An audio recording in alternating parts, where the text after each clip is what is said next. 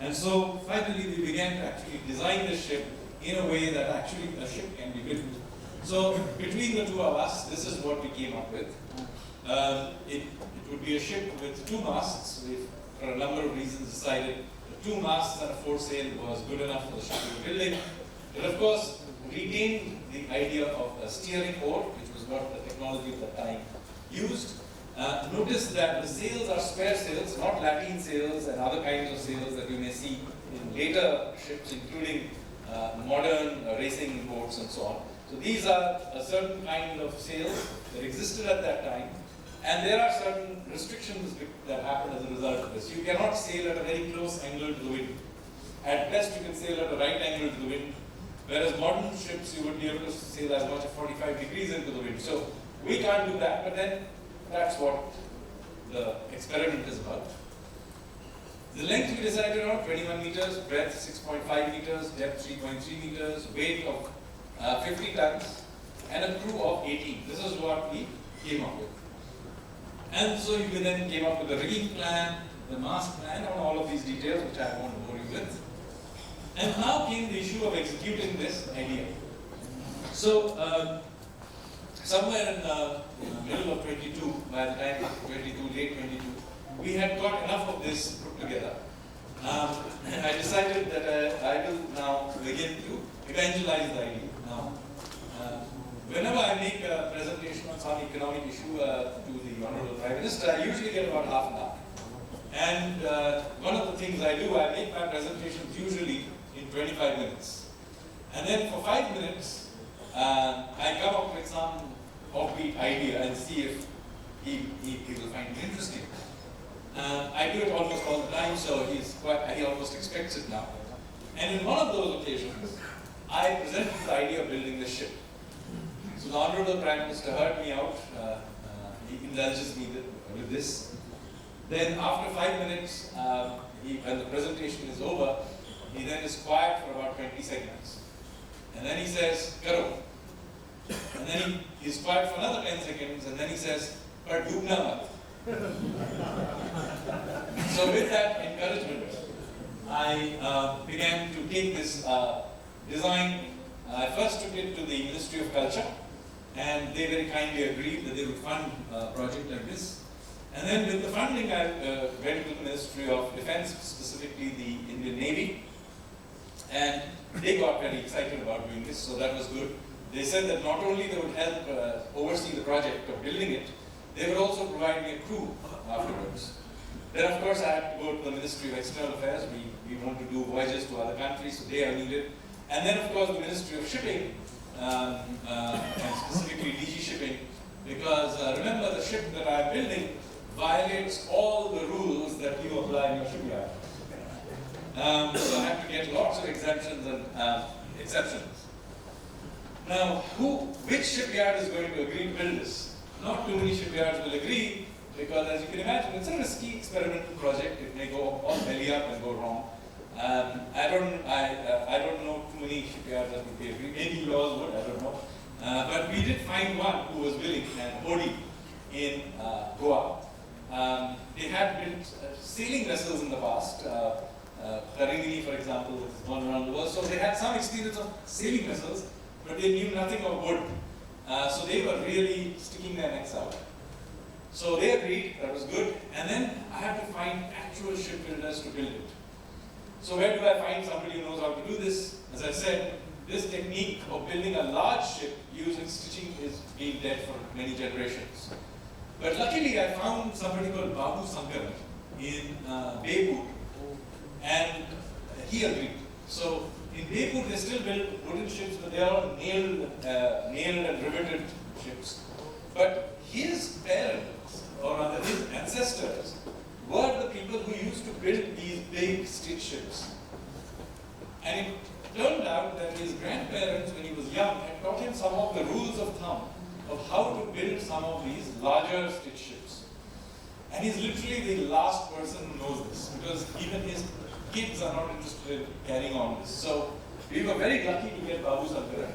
He had also worked in the revival project of the Omanis called Jewel of Muscat, where they had built an 11th century dhow.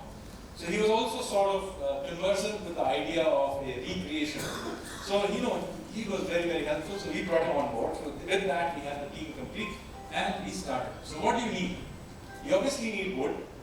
The wood we decided to use was wild jack, which is also called anjali in Indian languages.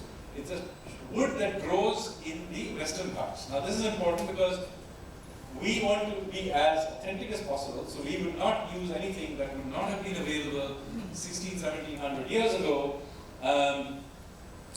in India. So this is a native of the Western Ghats, so this wood was available. We then were going to use coir rope for the stitching.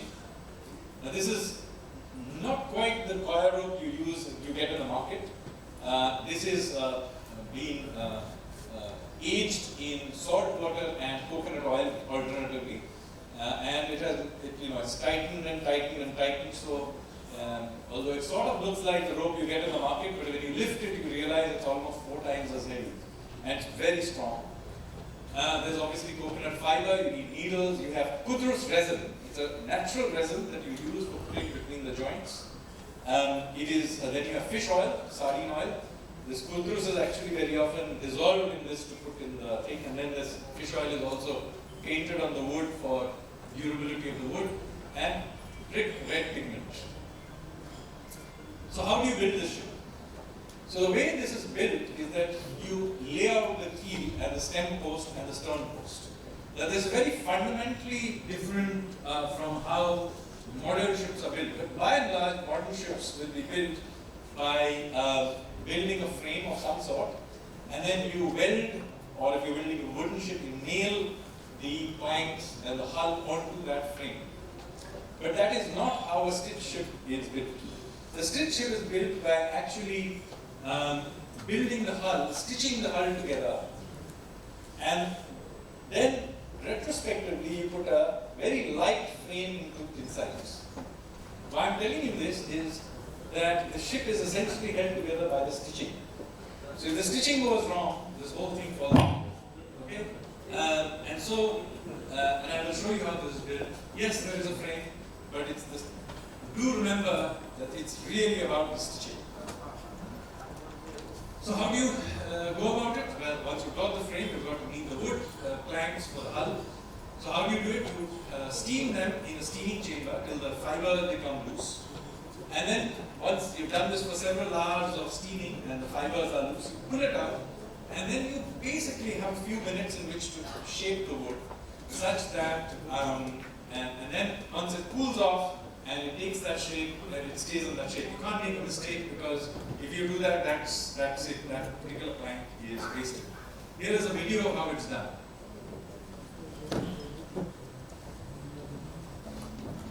If you could put the volume up, please. This is the steaming chamber. We are taking out the steam, as you can see. These are the planks getting pulled out after you steam.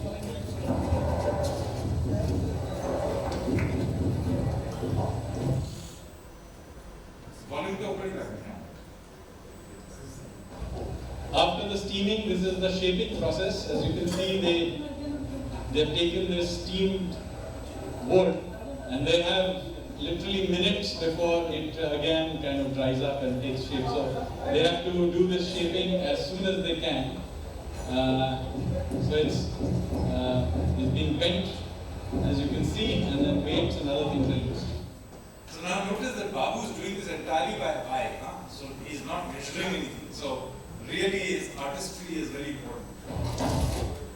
And then you have the planks, and you make these holes along the loop. And then you basically stitch it together literally the way you stitch clothes with the rope. Okay? And you have this wording there along the thing.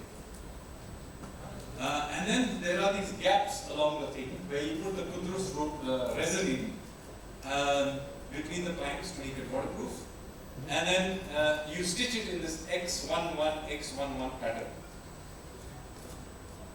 Once you begin, the hull begins to take shape, a frame is being also stitched into the planks to give it some shape. But as I said, it's really not the frame that holds it together, it's the stitching and of course, the whole hull remains